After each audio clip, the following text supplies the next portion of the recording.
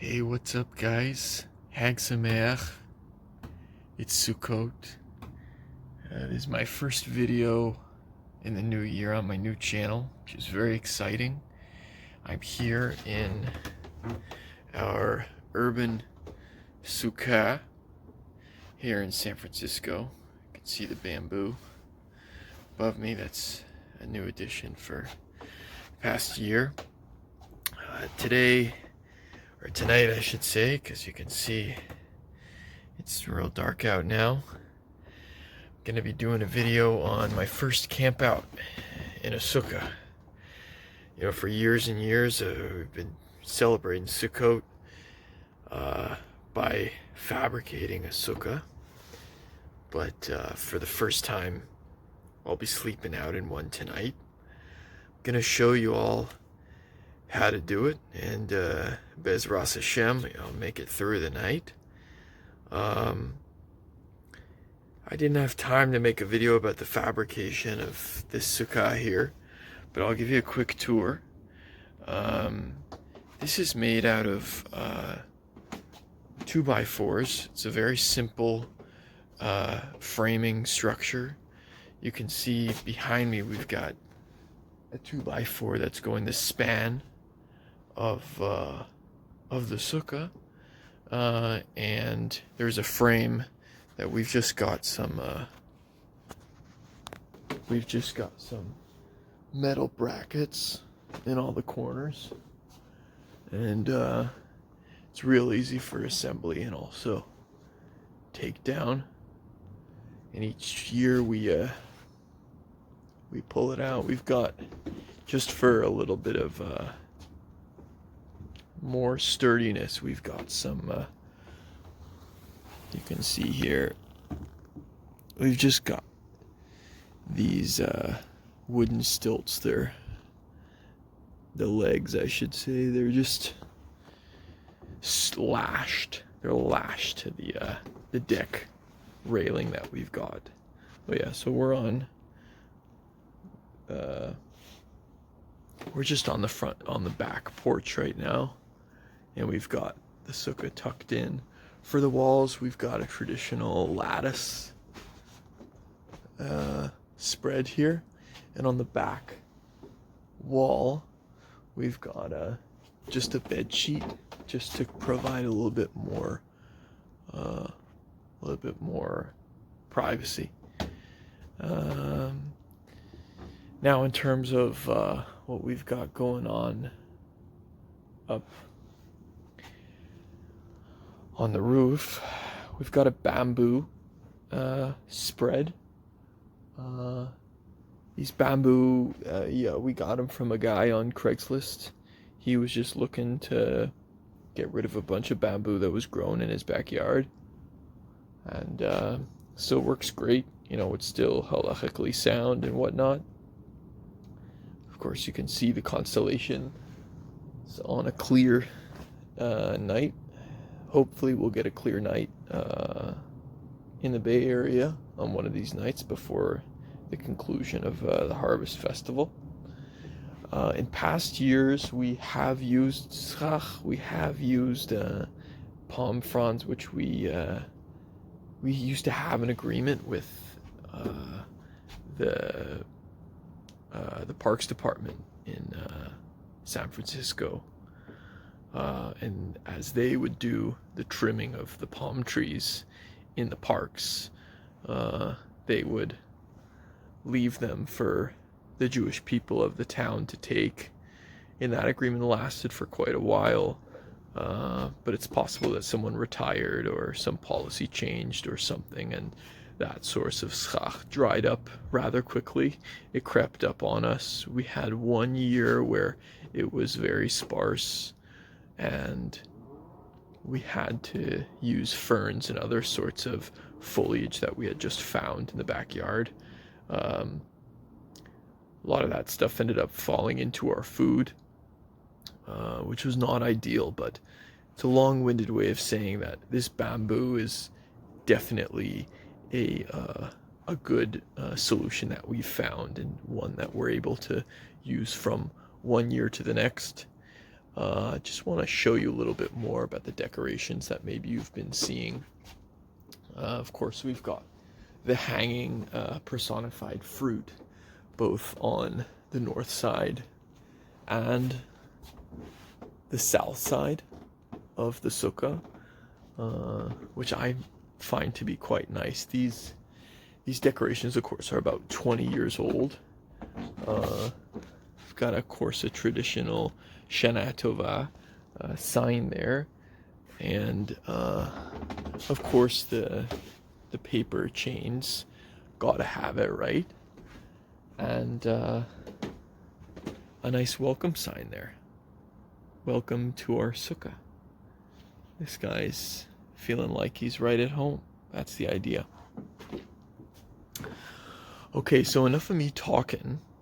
I want to show you guys a little bit of the gear that I'm working with for tonight. So if you're interested in doing a similar type of camp out in your sukkah during the harvest festival, that you'll be able to do a similar type of tribal ritual.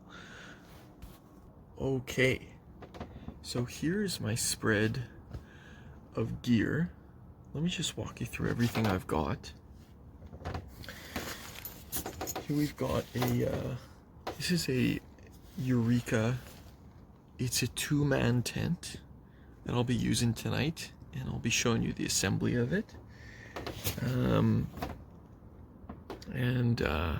I couldn't get the wife out here tonight, but you know, who knows? Maybe if I have a good night tonight out sleeping, I'll let her know. She might join me tomorrow night, and I can continue you guys into that. I've got a Ridgeway foam sleeping pad that I'll be putting inside. I've got in this stuff sack here that I'll be showing you guys later, it's a North Face synthetic cat's meow sleeping bag, and this one can go down to pretty low temperatures, given the name cat's meow. The name tells all, eh? What else have I got here? I've got some reading material. BJ Novak, working on a book of short stories of this guy. Hilarious.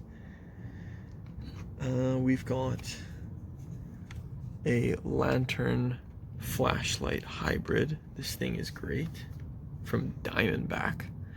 Diamondback hasn't sponsored my Jewish camping videos yet, but who knows, if someone from Diamondback is watching, just please send me a message on my channel.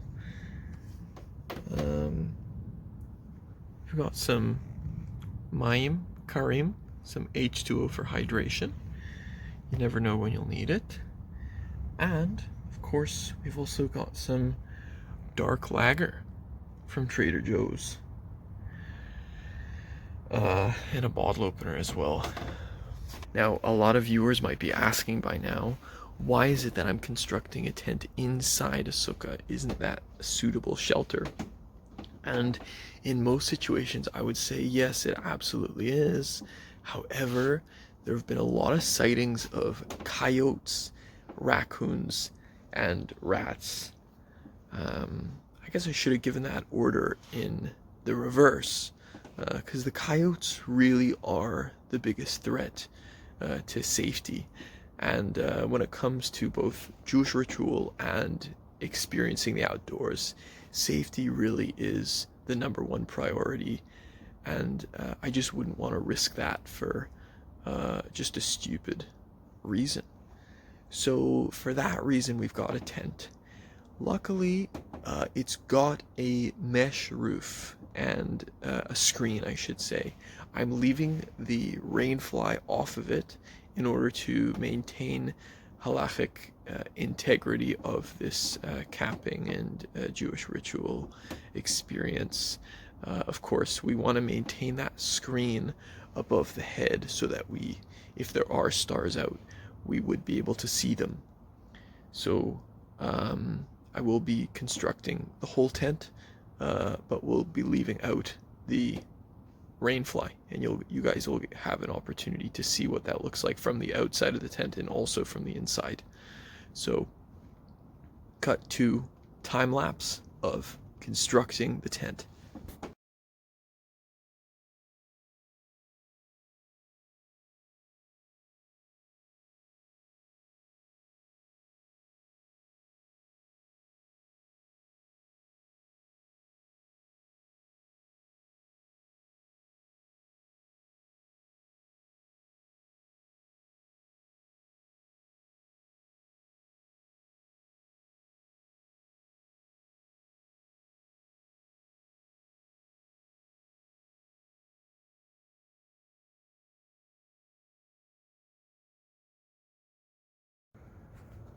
Okay, so my Eureka 2-man tent has been assembled. Took me about 7 minutes. It's a bit longer than usual, but when I've got the wife helping me out, it takes probably half the time. As soon as I get everything that's over there into the tent, I'm gonna turn off these outdoor lights because I've got that lantern flashlight hybrid from Diamondback that should be a good replacement. Just if I'm drinking a nice beer and reading a book, that should be plenty of light. So we'll get to it.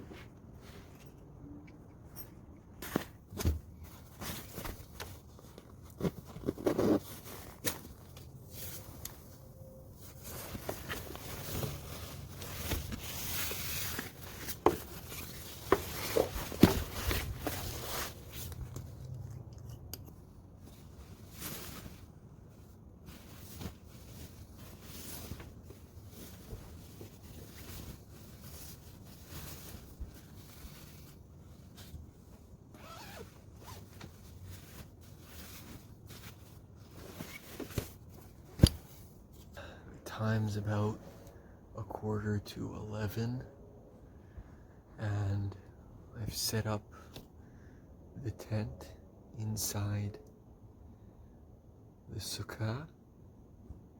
I've got this beautiful screen of a roof because I left the rain fly off, so I can still see the stars if there were going to be any stars tonight. So we've checked that box on the halacha list. I've shaken the lulav and esrog already today, so I say it's time I crack open a beer, read a little bit of that BJ Novak, and hunker down for the night.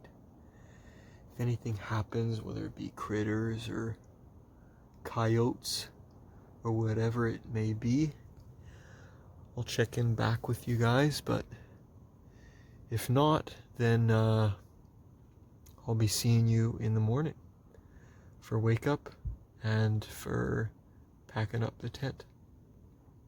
Okay, Lila Tov.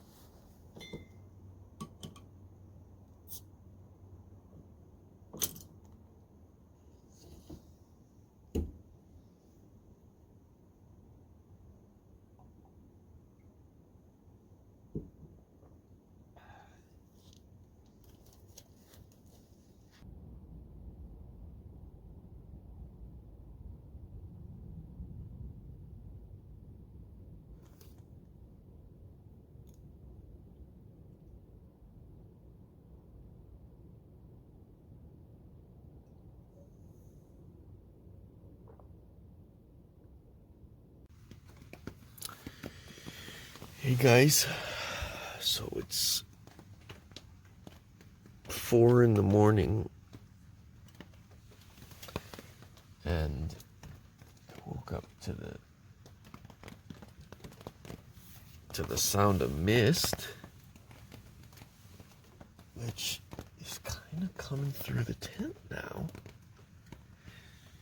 which is a bit of a problem for reasons that I don't have to explain.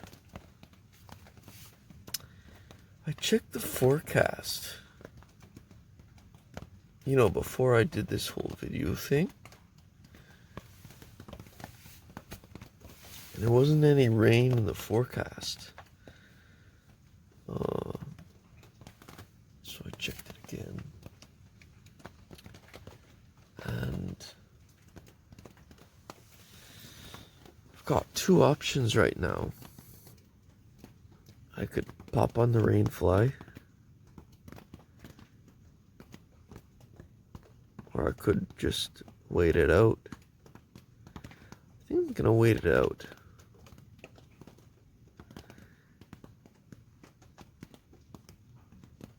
I think that's what I'm gonna do.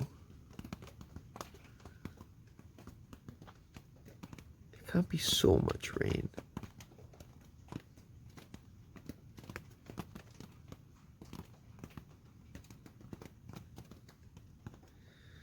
Well, if it's the wrong decision, you're going to be seeing me again soon before dawn breaks.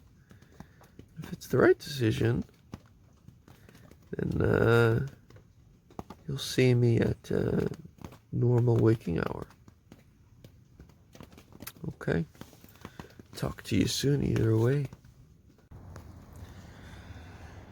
Good morning, everyone. It's just about 8 o'clock in the morning, and slept through the night. The temperature was perfect with this cat's meow sleeping bag. After I checked out from you guys, the rain happened to persist a little bit. I got a little bit more wet than I was when I checked back in. And this morning the tent is still a bit wet. It's not terrible. It is manageable. But I still do stand behind my decision at that early hour to not install the rainfly. The rain just wasn't that intense. My only qualm about it is not the moisture that I'm experiencing now inside the tent, but is the psychological impact of the droplets on the tent. Much like Chinese water torture, the anticipation of when the droplets will be hitting the tent material is rather disturbing and distracting when I try to return to my slumber. So that's all I have to say about that. Gonna hop out of my sleeping bag now, and what I think I'll do is delay breaking down the tent and let it air out a bit and dry out. There's not supposed to be any more rain in the forecast for today, so I'll let the tent dry out and then I'll go and pack it up.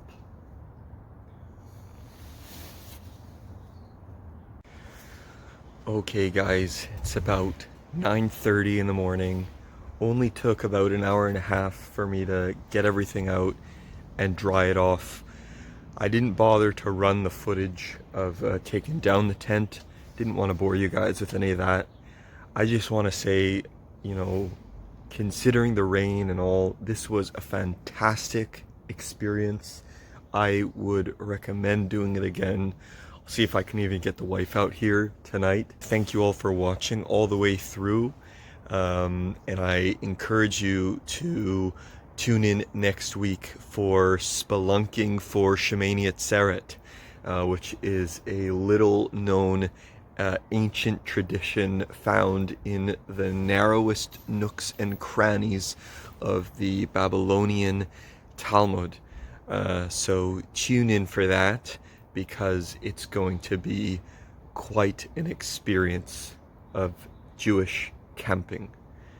Thank you again for watching. Yasher Koach to all the viewers. And one last time, Hag Sameach.